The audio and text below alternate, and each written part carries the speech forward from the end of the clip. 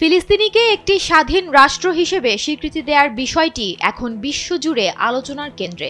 জাতিসংঘের ১৯৩টি সদস্য দেশের মধ্যে ১৪০টিরও বেশি দেশ এরই মধ্যে ফিলিস্তিনিকে স্বীকৃতি দিয়েছে।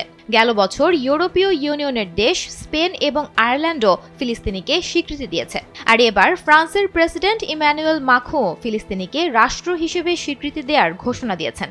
ইউরোপ জুড়ে যখন ফিলিস্তিনিকে রাষ্ট্র হিসেবে স্বীকৃতির হাওয়া বইছে, তখন ব্রিটিশ প্রধানমন্ত্রী কিয়ার স্টারমার অভ্যন্তরীণ ও আন্তর্জাতিক উভয় দিক থেকে তীব্র চাপের মুখে পড়েছেন। যদিও যুক্তরাষ্ট্র ও যুক্তরাজ্য সহ তাদের পশ্চিমা মিত্ররা এখনও ফিলিস্তিনিকে স্বীকৃতি দেয়নি, তবে ব্রিটেনের ভেতরের পরিস্থিতি বদলাচ্ছে। স্যান্ডেলিনা সো, রূপচর্চায় আভিজাত্য।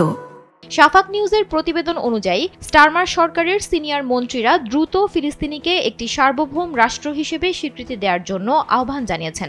সম্প্রতি ব্রিটেন আরও ২৫টি দেশের পররাষ্ট্রমন্ত্রী ও ইউরোপীয় ইউনিয়নের একজন শীর্ষ কর্মকর্তার সঙ্গে একটি যৌথ বিবৃতি দিয়েছেন। সেই বিবৃতিতে গাজায় যুদ্ধ অবসানের দাবি জানানো হয়েছে এবং বেসামরিক মানুষ হত্যা ও ত্রাণে বাধা দেয়ায় ইসরায়েলের তীব্র নিন্দা করা হয়েছে।